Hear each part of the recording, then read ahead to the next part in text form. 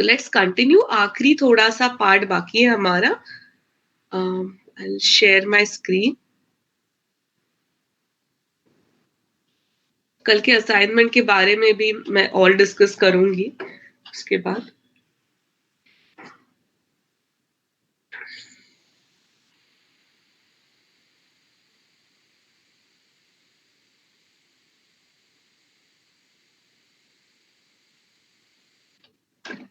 यातायात का Not moving. Yes, now they are. Okay.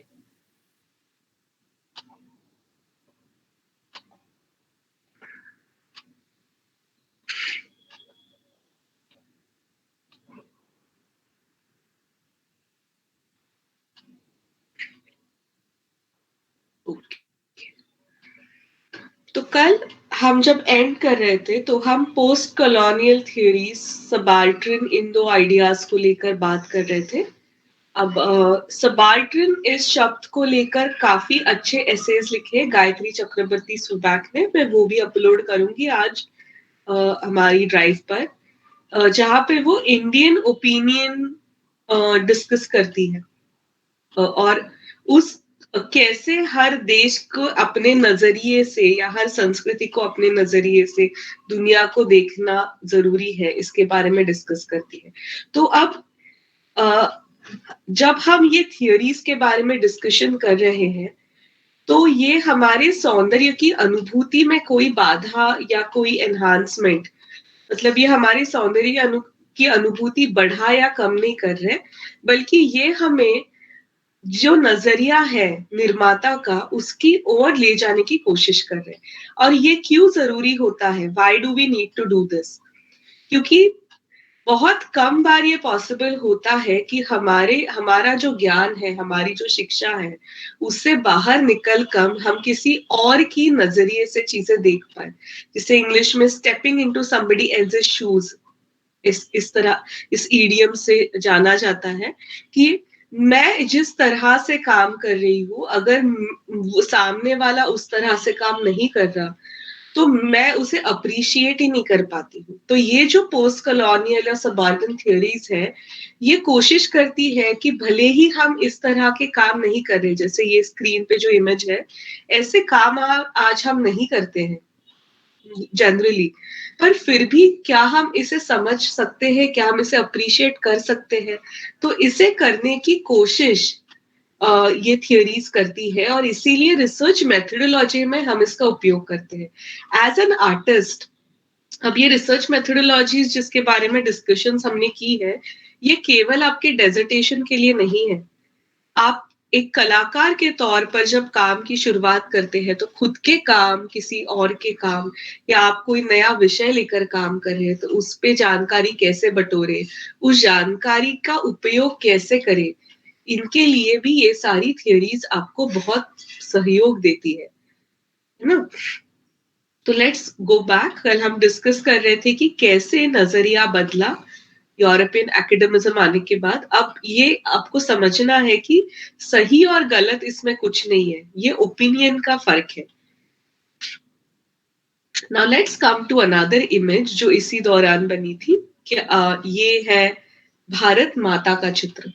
This is an image of Bharat माता, mother India, और ये बंगाल स्कूल के दौरान बनी थी। अब इस इमेज को समझने के लिए भी हमें पोस्ट कॉलोनियल ओरिएंटलिज्म जैसी थ्योरीज बहुत मदद करती है। कोई इसका टाइम पीरियड जानता है? आर्टिस्ट जानता है किसने बनाया है ये चित्र? Abanindranath Thakur. Artist Abanindranath Tagore. Abanindranath Thakur. Yes, very true. और ये क्यों बना था? कौन से दौर में बना था? कोई बता सकता है? भारत का रेनेसेंस पीरियड चल रहा था, सुरू झाले होते त्यानंतर। भारत का रेनेसेंस, यस, बंगाल स्कूल का रेनेसेंस चल रहा था और इसी तरह से अवनींद्रनाथ ठाकुर स्वदेशी का जो स्वदेश का यूज कर सकते हैं मटेरियल, और ऐसे ऐसे चल रहा था बंगाल स्कूल का। Very true, correct. तो स्वदेशी मूवमेंट जब चल रही थी, मतलब जब नॉन कोऑपरेशन 21-22 के दौरान जब स्वदेशी की मूवमेंट चली, जब विदेशी कपड़ों को जलाया गया, उसके बाद हमें दिखाई देता है कि बंगाल में भी उसका सपोर्ट किया गया और उसके बाद एक नए तरीके की इमेजरी वहां पर उभर कर आती है। और यहाँ में क्या दिखाई देता है कि ये केवल ये इमेज बहुत इंटरेस्टिंग है क्योंकि ये भारत माता को रिप्रेजेंट कर रही है और ये हिंदुत्व को भी रिप्रेजेंट कर रही है ना? मतलब ये इमेज बिल्कुल अलग है, राजा रवि वर्मा जैसी भी नहीं बनाई है इन्होंने, ना इस तरह से बनाई है मतलब कंपनी स्कूल जैसी, ना इस तरह से बनाई है इंडियन आर्ट जैसी, ना ऐसी बनाई है राजा रवि वर्मा के लक्ष्मी जैसी। तो बिल्कुल नए तरीके से इन्होंने रिप्रेजेंट किया है। और ये इमेज में इनके 4 हाथ हैं, तो ये बहुत इंटरेस्टिंग ट्रांजिशन है। तो अगर दोबारा ये उदाहरण मैं आपके लिए I'm presenting this example as an example of Orientalism and subaltern. ये हम जो थियोरीज का डिस्कस कर रहे थे उसी को लेकर हम ये उदाहरण देख रहे हैं। तो अब ये इन्होंने पहना है सैफरन मतलब ऑरेंज कलर के कपड़े पहने हुए हैं और हाथ में इन्होंने क्या पकड़ा है? Can you guys observe? आपको दिखाई दे रहा है हाथ में क्या पकड़ा है इन्होंने? तो एक हाथ में इन्होंने माला पकड़ी है, यहाँ पे इन्होंने और मैम एक हाथ में ग्लास का बंच है और एक शायद क्लॉथ है वाइट शायद। Very true. तो ये शायद स्वदेशी मूवमेंट का सपोर्ट है, ये इंडियन क्लॉथ है, फिर खेती को रिप्रेजेंट किया जा रहा है, नॉलेज को रिप्रेजेंट किया जा रहा है।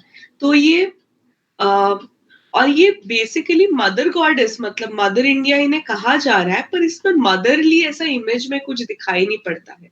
अब ये ट्रांजिशन इसलिए इंटरेस्टिंग मैं कह रही हूँ क्योंकि भारत ये जो नाम है ये बेसिकली फीमेल से ओरिजिनेट ही नहीं होता है।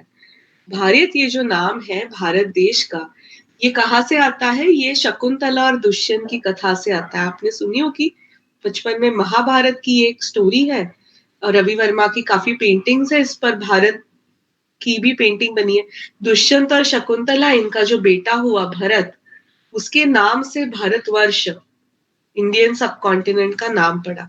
और हम देखते हैं कि 20वीं शती की शुरुआत में जब बंगाल स्कूल में स्वदेशी का और इंडियन इंडिपेंडेंस भारत की स्वतंत्रता संग्राम के लिए जब सपोर्ट उभर कर आता है तो आनंद मठ जैसे उपन्यास लिखे गए और उसी के साथ साथ भारत माता की एक इमेज उभर कर आई। तो कैसे इसे हम अंडरस्टैंड कर सकते हैं? कितनी अलग अलग पॉसिबिलिटीज है इसमें। तो बंगाल में काफी चीजें हो रही थी इस दौरान।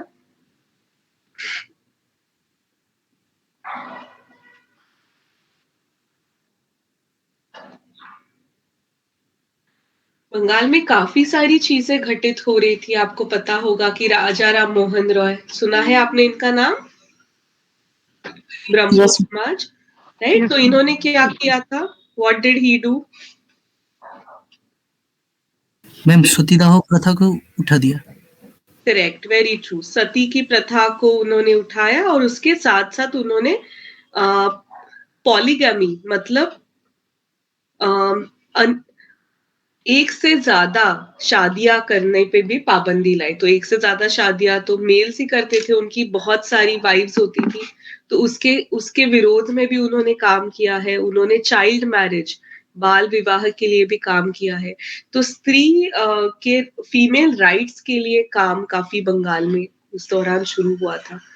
उसी के साथ साथ वहां पे और क्या हो रहा है? तो विवेकानंद जैसे विचारवंत भी वहां आए हैं जो वेदांत को और वेदों में लिखे हुए ज्ञान को एक नए तरीके से समझने की कोशिश कर रहे हैं। तो कितनी सारी चीजें वहां घटित हो रही है। उसी के साथ साथ 1904-5 ये जो साल थे, इनमें सबसे पहला रिलीजियस राइट, धार्मिक जो युद्ध नहीं कह सकते हम, पर धार्मिक कारणों से वाद विवाद और उससे रिलेटेड रायट्स भी बंगाल में हुए थे। तो पहला हिंदू मुस्लिम रायट वहां हुआ था, पार्टीशन से बहुत पहले हुआ ये, है ना, 1904-5 में। जो जब बाकी भारत में इस तरह का कोई आइडिया नहीं था तो बंगाल में वो आ गया था। तो ये सारा बैकग्राउंड को ध्यान में रखते हुए ये हम इमेज देखें तो ये इमेज के और ज्यादा मीनिंग्स उभर कर आते हैं। तो देखो यहाँ पे रीथिंकिंग ऑफ स्क्रिप्चर्स है। फिर बंगाल में और क्या हुआ था, बंगाल में इंडिगो कल्टीवेशन मतलब नील जो है वो फोर्सफुली कितने साल से उगाया जा रहा था। नील विद्रोह हुआ था बड़ी मात्रा में। नील दर्पण करके एक बहुत खूबसूरत नाटक लिखा गया था जो इन सारे खेती करने वाले जो है लोग उनकी एट्रोसिटीज को दिखा रहा था। तो जब ये इमेज वहां बन रही है तो उसके पीछे कितने सारे कारण हैं। तो इस तरह के कारण जब हम ढूंढते हैं तो ये पॉसिबल होता है पोस्ट कॉलोनियल थ्योरीज की वजह से। मतलब अगर कॉलोनाइजेशन औपनिवेशिकता अगर हमें ना समझ में आए तो ये चित्र केवल एक देवी का होगा, पर ये केवल एक देवी नहीं है।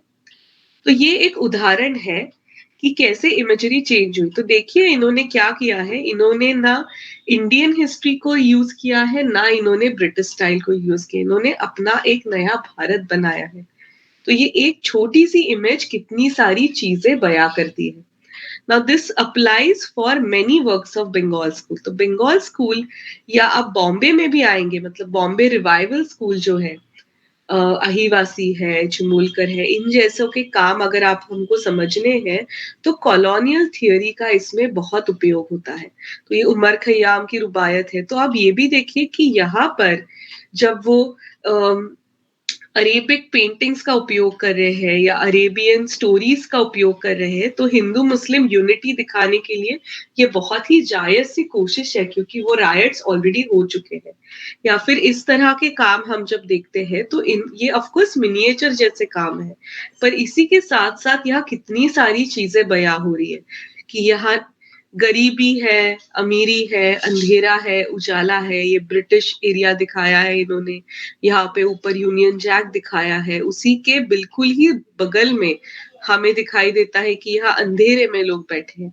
तो कितनी सारी आइडियाज यहाँ पर आती है जो जब तक हम यहाँ की संस्कृति और ये कालखंड ना समझे तब तक पॉसिबल नहीं है।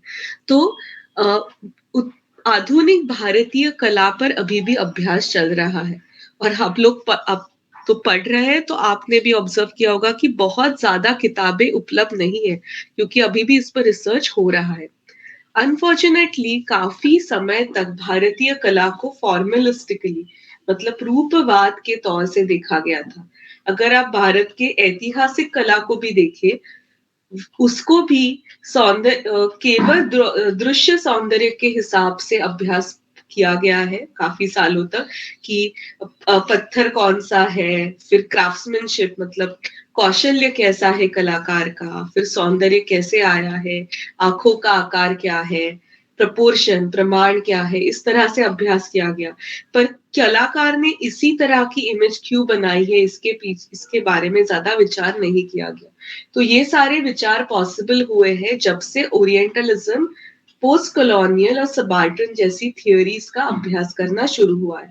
तो इन सब के पीछे डीकंस्ट्रक्शन नामक बहुत इंटरेस्टिंग थियोरी है। Okay, so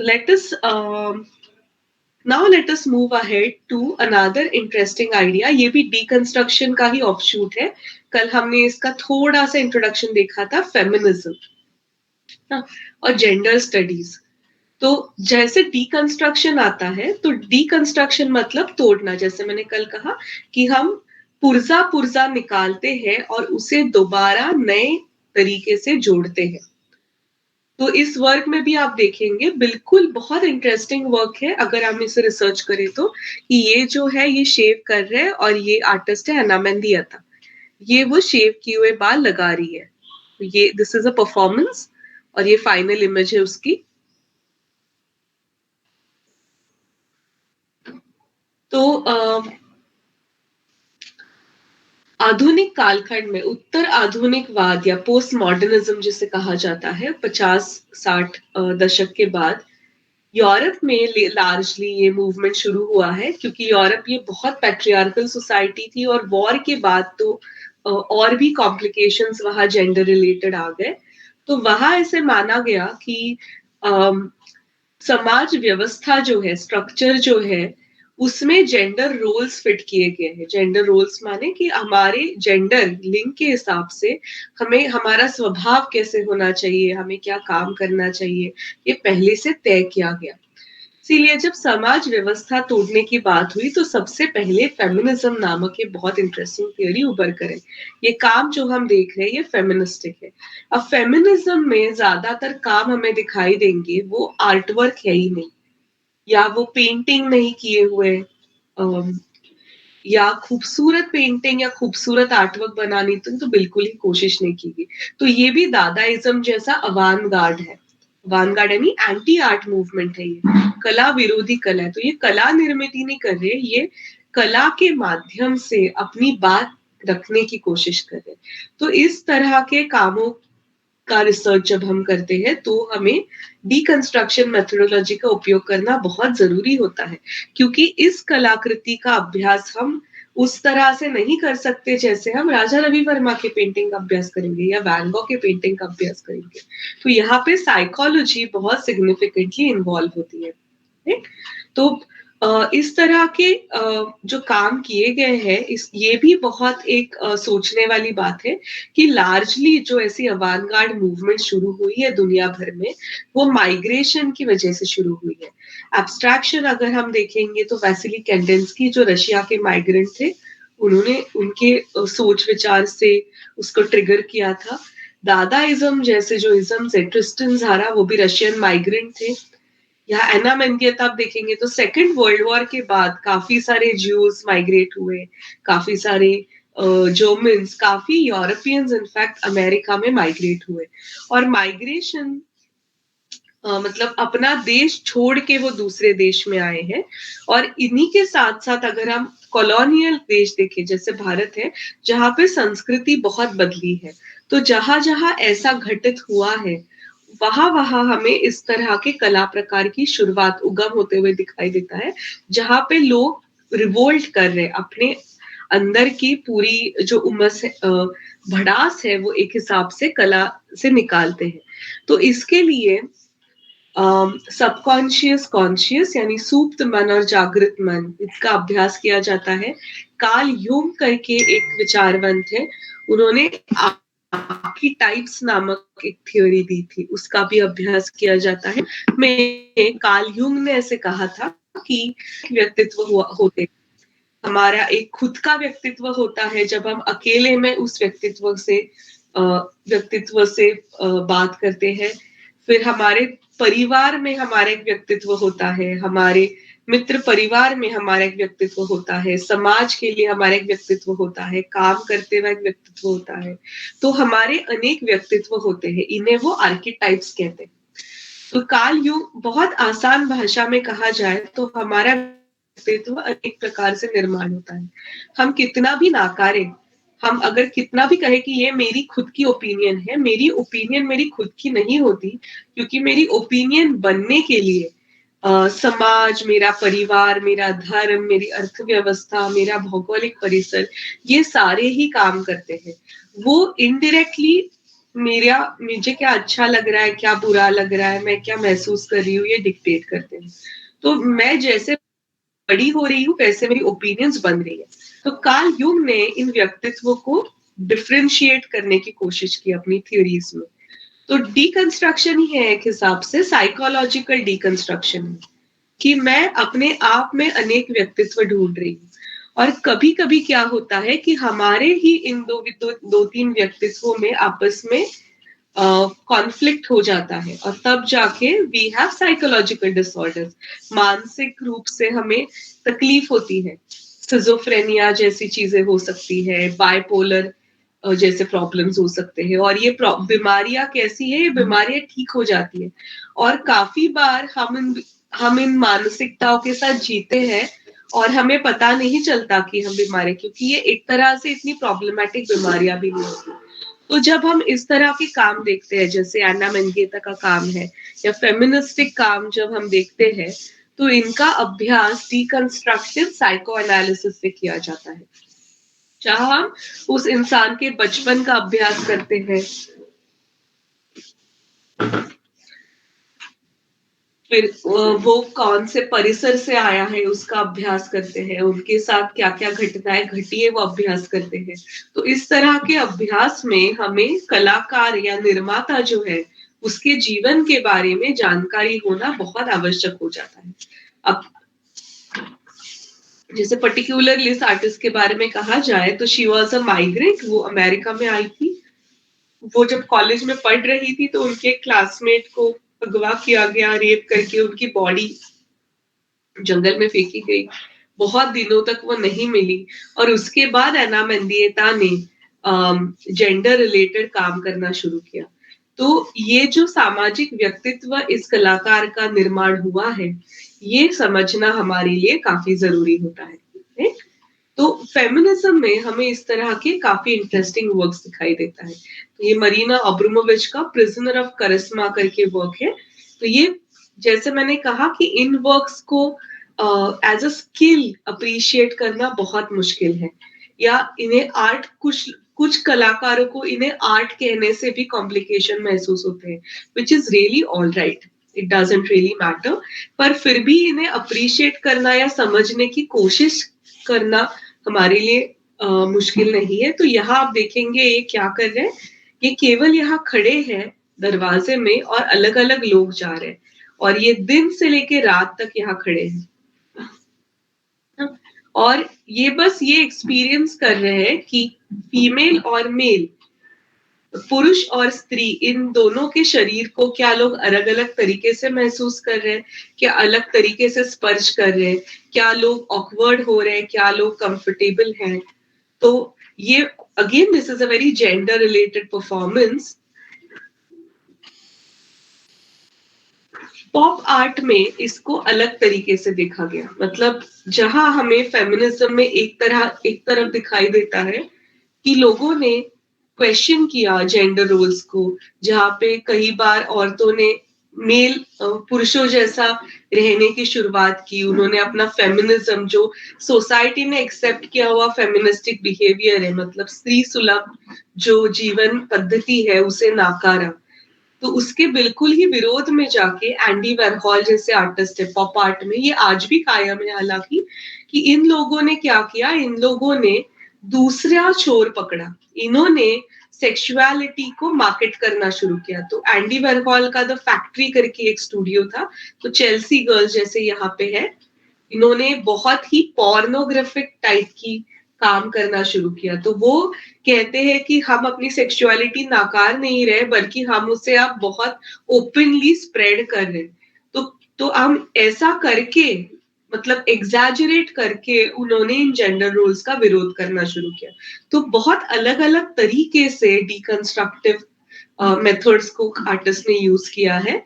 या तो जैसे हमें दिखाई देता है पॉप आर्ट में एग्जैजरेशन है, वैसे ही बारबरा क्रूगर जैसे आर्टिस्ट है वो भी पॉपुलर आर्ट में काम करते हैं। तो instead of refraining they are making it more obvious, मतलब पीछे जाने की बजाय वो ऑब्वियस कर रहे हैं। तो भारत में भी इस तरह के कुछ काम हुए हैं, जैसे तेजल शाह का ये काम है। यहाँ आप देखेंगे कि इन्होंने भी जेंडर रोल्स को कंफ्यूज करके दिखाने की कोशिश की है। विमेन लाइक अस नामक ये सीरीज है। तो फेमिनिज्म इस थियोरी में इस तरह के काफी काम किए जाते हैं। सबसे पहले हमें ये याद रखना है कि फेमिनिज्म यानी फीमेल आर्टिस्ट ने किए हुए काम नहीं होते हैं। फेमिनिज्म यानी चित्र में महिलाएं हैं, इसीलिए भी उसे फेमिनिज्म नहीं कहा जाता है। फेमिनिज्म मतलब स्त्री को समाज ने जिस रूप से देखा है आज तक, उसका विरोध कलाकृतियों में किया जाता है। तो हमने पहले दिन टिशन के न्यूड्स देखे, उससे बिल्कुल विपरीत ये काम है, जहां पे फेमिनाइन फीलिंग इनमें नहीं है। तो मेल आर्टिस्ट भी फेमिनिस्ट हो सकते हैं और फीमेल आर्टिस्ट नॉन फेमिनिस्ट हो सकती है। सारी फीमेल्स फेमिनिज्म को सपोर्ट नहीं करती है ना, आपको ये याद रखना है। तो डीकंस्ट्रक्शन थियोरी को अगर मैं थोड़ा सा और इलेबोरेट करूं, आगे हम जो थियोरी करेंगे उसे समझने लेके आसानी होगी, कि ज्यादातर जो थियोरीज होती है, फिलॉसफीज होती है, उसमें एक ओपिनियन होता है। एक कोई विचार होता है और उस एक विचार को सत्य मानकर चलते हैं लोग। तो जैसे सौंदर्य का एक विचार है कि ये सुंदर है, तो ऑब्वियसली जो उस विचारधारा में नहीं बैठता वो असुंदर हो जाता है। अगली नहीं कह रही मैं, नॉन ब्यूटीफुल हो जाता है, अगली is not the right word, असुंदर हो जाता है। तो डीकंस्ट्रक्शन क्या कह रहा है? डीकंस्ट्रक्शन कहता है कि ये सेंट्रल आइडिया आप नहीं बनाओ, मतलब एक ही सत्य को मानकर नहीं चलो। अगर मैं ऐसा डिसाइड ही नहीं करूं कि सौंदर्य की परिभाषा ये है, तो फिर असुंदर भी नहीं बनेगा, है ना? तो एक सत्य होगा तो मिथ्या भी होती है, मतलब if there is truth there is false. अगर एक सत्य ही नहीं हो, एक सेंटर नहीं हो, एक बिंदु, मध्य बिंदु नहीं हो, तो फिर ये कॉन्फ्लिक्ट ही शुरू नहीं होता। इसीलिए डीकंस्ट्रक्शन ऐसा मानकर चलता है कि दुनिया में दो सत्य है, देयर आर टू ट्रूथ्स। आज का जो सत्य है वो कुछ दिनों बाद की मिथ्या होगी। तो सत्य और मिथ्या एक ही है, truth and false is one and the same thing. तो किसी को वो सत्य लगता है, किसी को वो मिथ्या लगता है। somebody might find it true, somebody might find it false। अब इसका बहुत सामान्य तौर पर उदाहरण डीकंस्ट्रक्शन में दिया जाता है कि कितने साल तक लोग ऐसा मानकर चल रहे थे कि पृथ्वी जो है वो चौकोनी है। तो जब लोग ऐसा मानते थे तो उस वक्त का वो सत्य था, और जब उनको पता चला कि पृथ्वी गोल है तो उसके बाद सत्य बदल गया। तो इसका मतलब एक ही सत्य होना पॉसिबल नहीं है। तो उस दौर का वो सत्य था, इस दौर का सत्य कुछ अलग है, दोनों ही एक जैसे हैं। तो हमें इन दोनों तो इससे होता क्या है? डीकंस्ट्रक्शन एक मध्य बिंदु को तोड़कर दो मध्य बिंदु बनाता है और हम उन दोनों के बीच में घूमते हैं। ऐसा वो कहते हैं कि हम एक सत्य और दूसरे सत्य के बीच में यहां से वहां जाते रहते हैं। We are oscillating between two truths. अब ये लेट अस लुक एट, तो इस थियरी के हिसाब से आप देखेंगे कि इसके बाद तो जैसे ये वर्क्स है या ये वर्क भी हमने अभी देखा, तो इसमें एक कोई डेफिनेटिव आइडिया देना बहुत मुश्किल है। तो ये जो आर्ट वर्क्स है ये एक ओपिनियन नहीं देते, एक कोई सिंगल आइडिया नहीं देते, पर ये देखने वाले को ओपन रखते, देखने वाले के लिए कि उसे चाहिए वैसा वो इंटरप्रेट करे।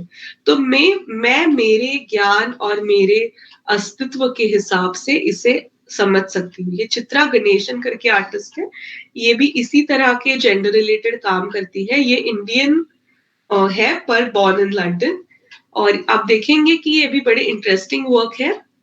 अमर चित्र कथा जो बच्चों का पॉपुलर कॉमिक्स है, उस तरह की विजुअल लैंग्वेज इन्होंने ली है, पर एडल्ट कंटेंट लेके काम कर रही है। तो यहाँ हम थोड़े से अलग वर्क्स की तरफ जा रहे हैं। फेमिनिज्म के साथ साथ I am introducing a few works of LGBTQ, lesbian, gay, transgender, bisexual and queer theories. तो फ्रीदा कालो, ऐसे काफी सारे काम हैं जो इसके अंतर्गत देखे जाते हैं, जहां पे जेंडर को क्वेश्चन किया गया है। सो सॉरी, इसका टाइटल मिसिंग है। This is Bhupen Khakhar, artist Bhupen Khakhar, जिन्होंने होमोसेक्सुअलिटी को लेकर काफी काम किए हैं। He was a proclaimed homosexual.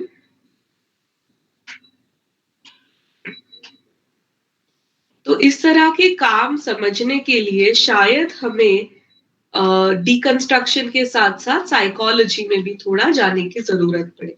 अब दो छोरों की जो मैं बात कर रही थी, टू ट्रूथ्स, तो इस थियरी को आगे जाकर ये हाइपर रियलिटी नामक एक थियरी में डेवलप हुई। हाइपर रियलिटी मतलब हिंदी में अगर हम इसको अनुवाद करें तो हाइपर रियलिटी बहुत डिफिकल्ट है, पर अति वास्तव या अति सत्य, इस हिसाब से हम ट्रांसलेट कर सकते हैं। मतलब सत्य से भी आगे जाकर सत्य दिखाने की कोशिश, हाइपर रियलिटी। तो बॉडलियार्ड करके एक थियोरिस्ट की ये थियोरी है, और वो कहते हैं कि ये जो दो छोर हैं, मतलब डिकंस्ट्रक्शन में कहा है कि आप एक मध्य बिंदु तोड़ दे और दो बिंदु बनाए जिसके बीच में हम ट्रैवल करेंगे। तो इसका मतलब क्या है कि मेरी एक ओपिनियन नहीं है, मैं दो ओपिनियंस एक साथ बना रही हूँ। मतलब मैं एक ही साथ दो चीजों को मानकर चल रही हूँ। तो अगर मैं एक साथ दो चीजों को मानकर चल रही हूँ, इसका मतलब क्या है कि मेरे सोच में या मेरे अनुभूतियों में मैं इन दो विचारधाराओं के बीच में घूम रही हूँ, ऑसिलेट हो रही हूँ। ऑसिलेट माने क्या, हिंदी में क्या कह सकते हैं इसे, जो घड़ी का लोलक होता है वो एक छोर से दूसरी ओर घूमता रहता है ना, उसे ऑसिलेशंस कहते हैं ना।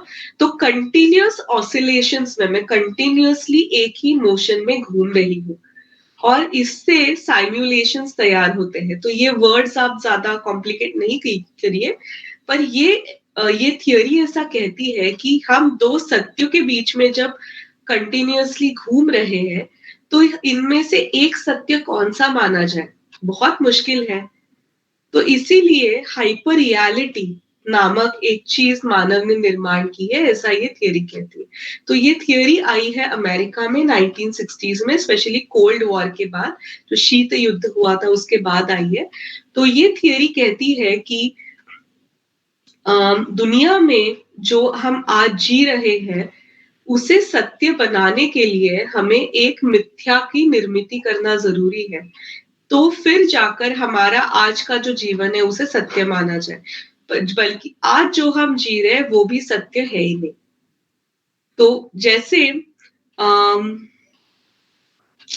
उदाहरण के तौर पर हम कॉमिक्स का उदाहरण लेते हैं। सेकेंड वर्ल्ड वॉर के बाद, वर्ल्ड वॉर के बीच में जब बहुत ज्यादा युद्ध चल रहे थे, बहुत ज्यादा डिप्रेशन आ गया था, तो हमें डीसी कॉमिक्स या मार्वल जैसे कॉमिक्स उभरते हुए दिखाई देते हैं और बहुत सारे सुपरमैन आए हैं।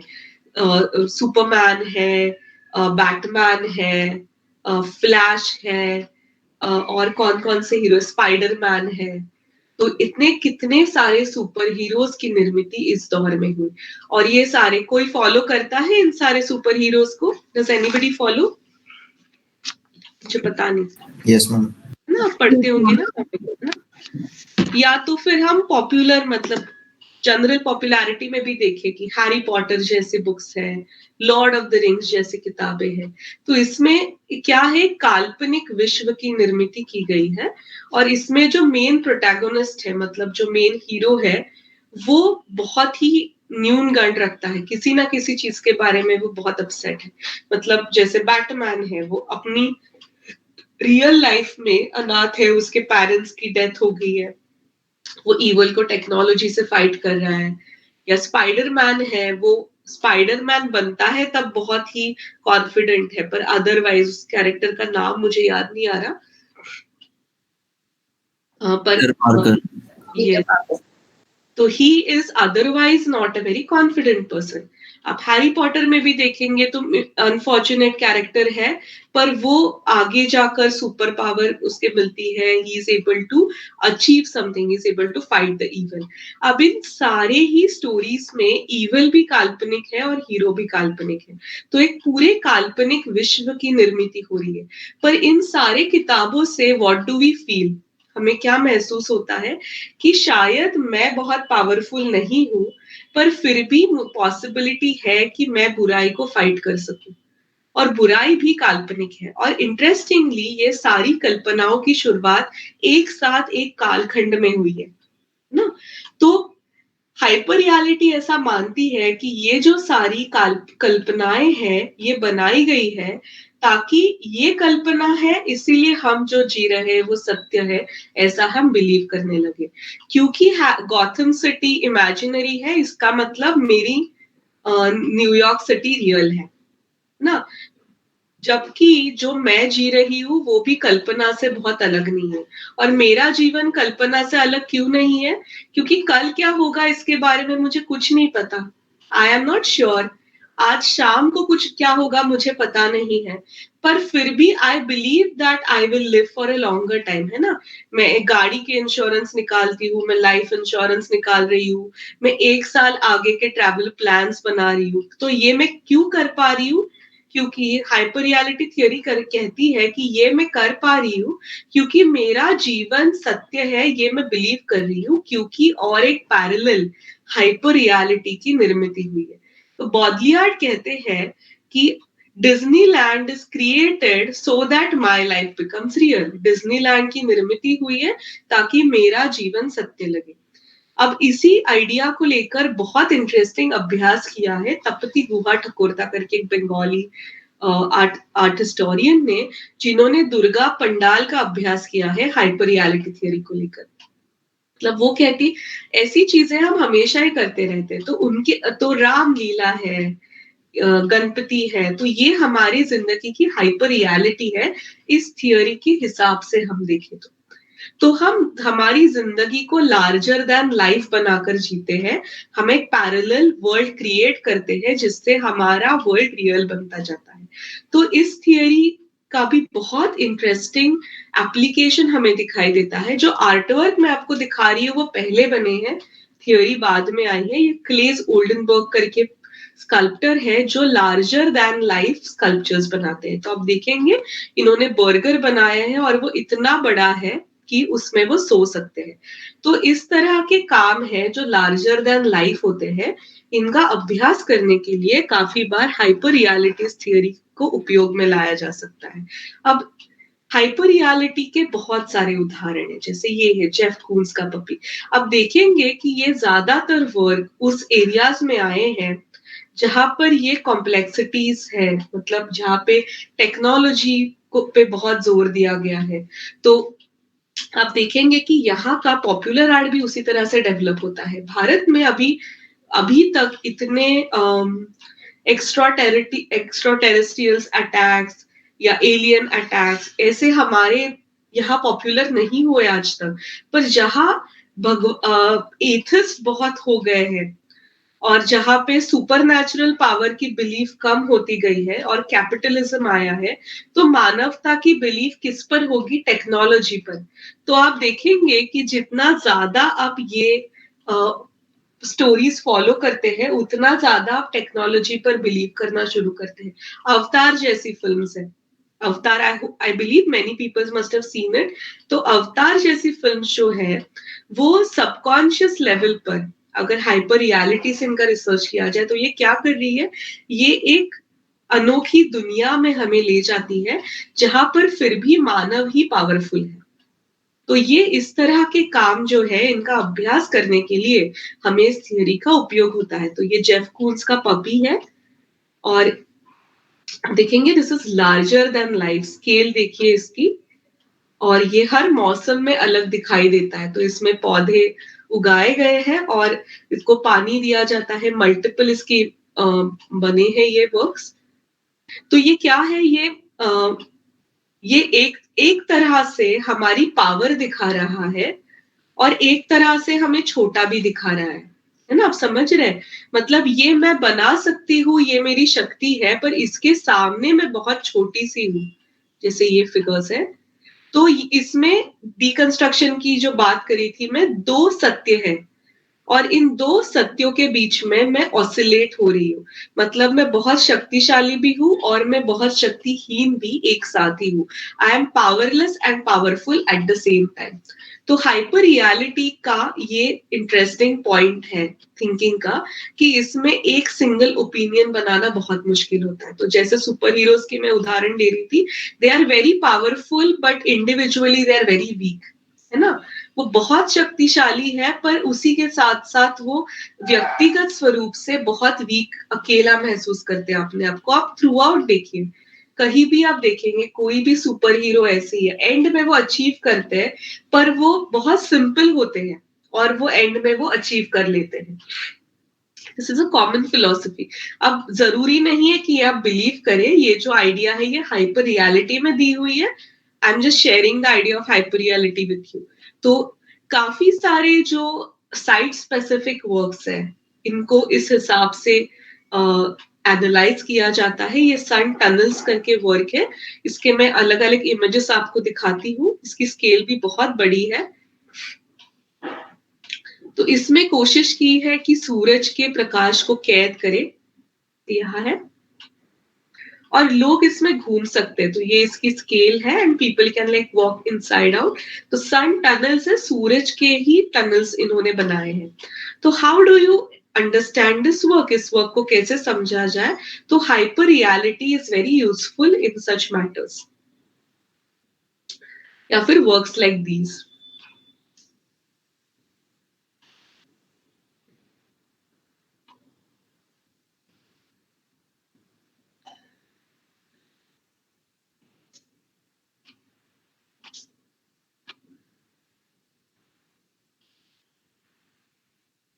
ऐसे काफी काम है जो इस तरह से हम समझ सकते हैं, लार्जर देन लाइफ।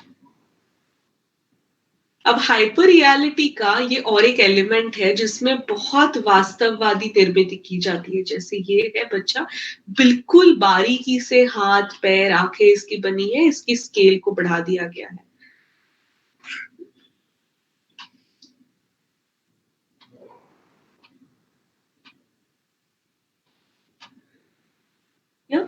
तो जरूरी नहीं है कि सिर्फ इंस्टॉलेशंस और साइट स्पेसिफिक वर्क पर, अगर हमें लूसियन फ्रॉइड के काम भी देखने हो तो वो भी उसी दौरान के हैं। Lucien Freud is also post modernist painter, और इनके काम में भी हमें हाइपर रियलिटी दिखाई देती है। हाइपर रियलिटी मतलब, अब ये काम आप देखिए और याद कीजिए टिशन के काम, या तो टिशन के काम में जो न्यूडिटी है वो इस तरह से ट्रबलिंग नहीं है ना, क्योंकि वो पोज की हुई न्यूडिटी है। पर यहाँ पे जो कैरेक्टर है वो नेकेड है, 8 legs ऐसा नाम है इसका। और अब यहाँ पे ये जो न्यूडिटी है ये हमें थोड़ी सी डिस्टर्ब करती है, क्योंकि ये हाइपर रियल है, ये सत्य से भी ज्यादा अधिक सत्य है। तो ये बिल्कुल हमारे जैसा है और हमारे जैसा नहीं भी है।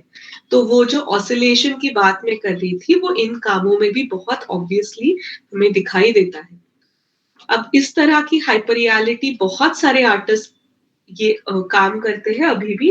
जैसे ये वर्क है, या दिस वर्क,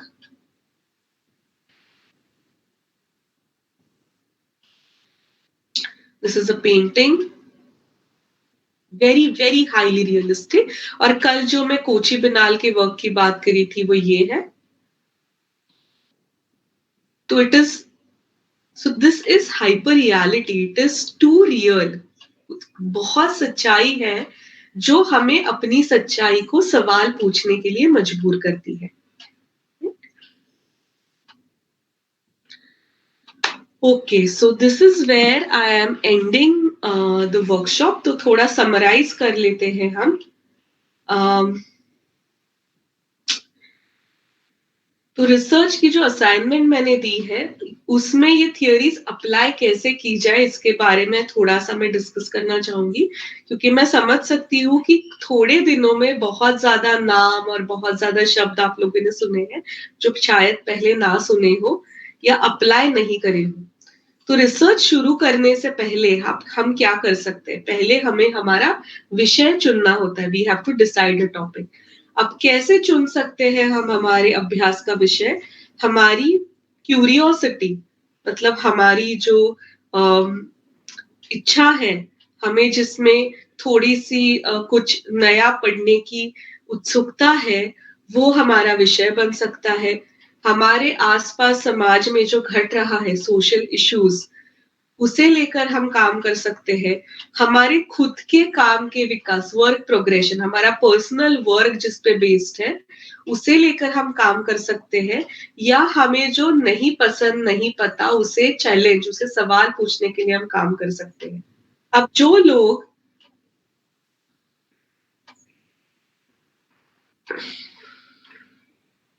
सोशल इश्यूज या ऐसे कॉम्प्लेक्स आइडियाज पे काम नहीं करते, वो रिसर्च नहीं कर सकते, ऐसा बिल्कुल नहीं है। इसीलिए शुरुआत में हमने फॉर्मलिज्म लिया था ना। तो बिल्कुल सिंपल एब्स्ट्रैक्ट वर्क्स भी आप कर रहे हैं तो आप क्या देखकर बना रहे हैं ये ढूंढने के लिए आप अपना रिसर्च कर सकते हैं, है ना। तो जब आपका टॉपिक डिसाइड हो जाए, विषय तय हो जाए, तो फिर आप क्या करना है? आपको उसके बारे में जानकारी बटोरनी है। You have to gather information. तो क्या किस तरह की जानकारी बटोरनी है हमें? उसका निर्माता कौन है, कौन से कालखंड में निर्मित हुई है, भौगोलिक परिस्थिति क्या थी, उस दौरान के सांस्कृतिक मान्यताएं क्या थी, उसे देखने वाले कौन थे, मतलब कंज्यूमर कौन थे उस कलाकृति के, और किसके कहने पर वो निर्मित की गई, who was the patron. So what do we decide, निर्माता कौन है, कालखंड क्या है, टाइम पीरियड, ज्योग्राफिक लोकेशन, भौगोलिक परिस्थिति, कल्चरल बिलीफ, सांस्कृतिक मान्यताएं, उसका उपभोक्ता कौन है, who is the consumer, and who is the patron, किसके कहने पर निर्मित हुई है। तो ये बेसिक इंफॉर्मेशन हमें गैदर करनी है, और ये आर्ट वर्क के लिए नहीं है, सिर्फ पेंटिंग स्कल्पचर के लिए नहीं है, सिरेमिक हो, टेक्सटाइल हो, इंटीरियर हो, सभी के लिए ये बेसिक चीजें अप्लाई होती है ना। अब ये हो जाए, उसके बाद हमें क्या करना है, जब हमारे पास जानकारी आ जाती है तो फिर उस जानकारी के हिसाब से हम तय कर सकते हैं कि हमें किस तरह की मेथोडोलॉजी, किस तरह की प्रक्रिया का उपयोग करना है। तो information will lead us to what kind of research methodology we are going to use. अब आप समझिए कि कोई एक जन है जिन्होंने डिसाइड किया कि मैं चाइनीज वाजेस को लेके काम करूंगा।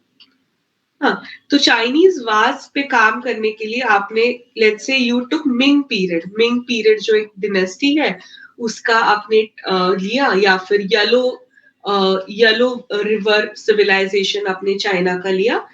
फिर आपने क्या किया, आपने निर्माता ढूंढे, तो शायद निर्माता के नाम नहीं मिले आपको, नो प्रॉब्लम, क्योंकि ये बहुत हिस्टोरिक पीरियड है। तो कालखंड आपको मिला 11वां 12वां शतक है। भौगोलिक परिस्थिति क्या है, चाइना में है, चाइना के कौन से जगह है, वहां पे नदी है, उस नदी में पानी है, वहां पे लोग क्या खाते हैं, क्या उनके लिए सफिशिएंट अनाज है, क्या वहां व्यापार होता है, क्या लोग यहाँ से वहां जा रहे हैं, ये सारी जानकारी आपको बटोरनी है। फिर आपको ढूंढना है कि उनकी सांस्कृतिक मान्यताएं क्या है, क्या वो भगवान को मानते हैं, क्या वो तत्वज्ञ को मानते हैं, क्या वो राजा को मानते हैं, ये आप ढूंढेंगे। फिर ये वाजेस कौन यूज कर रहा था, क्या ये सामान्य लोगों के घरों के लिए थे, क्या ये राजा के लिए बने थे, क्या ये गिफ्टिंग के लिए बने थे, ये सब आप ढूंढेंगे। उसके बाद आप ढूंढेंगे कि इसका पेट्रन कौन है, मतलब क्या लोग इसे बना के बेच के पैसे कमा रहे थे, या फिर राजा उन लोगों को, उन कलाकारों को पैसे देके वो बनवा रहा था। तो अब ये सब जानकारी अगर आपको इन सिरेमिक पॉट्स के बारे में मिल जाए तो आपके पास 2-3 अब उपलब्धियां है। या तो आप उन सारे पॉट्स के आकार को लेकर फॉर्मुलिस्टिक अभ्यास कर सकते हैं। फिर उसमें क्या होगा, आप ढूंढेंगे कि ऐसे आकार क्या कहीं और बने हैं, क्या ग्रीस में ऐसे आकार बने हैं, क्या स्पेन में ऐसे आकार बने हैं, क्या भारत में बने हैं। अगर आपको पता चले कि सभी जगह ये आकार बन रहे थे तो आपको एक कॉमन फैक्टर मिल जाएगा, मतलब आप जनरल ह्यूमन टेंडेंस के हिसाब से इसका अभ्यास कर सकते हैं। अगर आपकी जानकारी में आपको पता चले कि नहीं ये आकार तो केवल चाइना में ही बन रहे थे, तो आप क्या कर सकते हैं, ये वहां क्यों बने इसका अभ्यास कर सकते हैं। क्या उस मिट्टी की वजह से वो वैसे बन रहे थे, या वहां के पेड़ फूल से वो इंस्पायर्ड है, या वहां क्या जिसकी चीज के लिए उसका उपयोग हो रहा था उस चीज से वो इंस्पायर्ड है। तो ये हुआ फॉर्मुलिस्टिक रिसर्च अप्रोच। अब इसके अलावा आप क्या कर सकते हैं, आप सोशली इसका अभ्यास कर सकते हैं, मतलब इसका पेट्रन कौन है, किसके लिए ये बने हैं, इसका उपभोक्ता कौन है, और उस हिसाब से आप इसका अभ्यास कर सकते हैं कि ये कि सामान्य लोगों के लिए जो बर्तन बनाए जाते थे वो तो बहुत प्लेन थे, पर जो पॉट्स की आप बात कर रहे हैं वो तो बहुत सजे ढजे हैं। तो अब इतने सजीले पॉट्स क्यों बन रहे हैं, क्योंकि उस वक्त का सोशल कंस्ट्रक्ट ये था ना। तो सामाजिक अभ्यास हो गया, अर्थव्यवस्था का अभ्यास हो सकता है कि क्या ये ट्रेडिंग के लिए बन रहे थे, कल्चरल बिलीफ्स, अगर ये रिलीजियस रीजंस के लिए बन रहे थे, अगर ये धार्मिक कारण के लिए बन रहे थे, तो आप इसका एंथ्रोपोलॉजिकल स्टडी कर सकते हैं, है ना। तो अब देखिए आपका जो मटेरियल और टॉपिक है वो आपको बताएगा कि आपको किस तरह से रिसर्च करना है। तो इसके लिए थोड़ा वक्त आपको देना पड़ेगा, आपको पहले से डिसाइड नहीं करना है कि मैं इसी तरह से काम करूंगा या करूंगी। आपको वक्त देना है, जानकारी बटोरनी है, उसके बाद आपको काम शुरू करना है। तो अब what are you supposed to do? You gather basic information, फिर आप क्या करेंगे, उसको इंट्रोडक्शन के रूप में आपके राइटिंग में लिखेंगे। लेट्स से पहला पैराग्राफ आपका बेसिक इंफॉर्मेशन होगा। उसके बाद आप क्या करेंगे, आप रिसर्च मेथड अप्लाई करेंगे। मतलब आप फॉर्म के हिसाब से जानकारी को देखिए, साइकोलॉजी के हिसाब से देखिए, हाइपर रियलिटी के हिसाब से देखिए, है ना। तो इससे ये करने के बाद आपका कोई ओपिनियन बनना शुरू हो जाएगा कि मुझे ये ढूंढना है, this is what I want to find. तो जो आपको ढूंढना है वो बनता है आपका हाइपोथेसिस, आपकी कल्पना, कि मुझे चाइना के मिंग पीरियड का अभ्यास करना है क्योंकि मुझे ये पता करना है। मुझे लूसियन फ्रॉइड का अभ्यास करना है, I want to study Lucian Freud क्योंकि मुझे जानना है कि क्यों लूसियन फ्रॉइड ने इतना रियलिस्टिक काम किया। मुझे वैन गो का अभ्यास करना है क्योंकि मुझे जानना है कि उसने येलो कलर क्यों यूज किया, है ना। तो ये बेसिक इंफॉर्मेशन के बाद जो आपको ढूंढना है वो बनता है आपका हाइपोथेसिस। अब हाइपोथेसिस बनने के बाद आप रिसर्च मेथोडोलॉजी अप्लाई करते हैं, है ना। और आपकी रिसर्च मेथोडोलॉजी की जरूरत के हिसाब से आप डेटा ढूंढते हैं। तो आपको डेटा कैसा ढूंढना है, आप डेटा ढूंढते हैं आप पैरेलल, मतलब उसके समकालीन डेटा ढूंढा जाता है। या फिर उस आर्टिस्ट, अगर आप पर्सनल साइकोलॉजी को लेकर अभ्यास कर रहे हैं तो आप उस आर्टिस्ट के पर्सनल लाइफ के बारे में ढूंढेंगे। अगर आप व्यापार को लेकर अभ्यास कर रहे हैं तो व्यापार कैसे कैसे हो रहा था उसका डेटा आप ढूंढेंगे। और उस डेटा के उपयोग से आप अपने हाइपोथेसिस को प्रूव करेंगे या डिसप्रूव करेंगे, है ना। अब मेरी कल्पना सही या गलत थी ये मैं प्रूव करती हूँ, और उसके बाद जो निर्णय आता है वो होता है आपका कंक्लूजन, जो आपके पेपर के अंत में लिखा जाएगा। सो this is what you will follow, ये आपको फॉलो करना है। Is everybody understood? सबको समझ में आया है?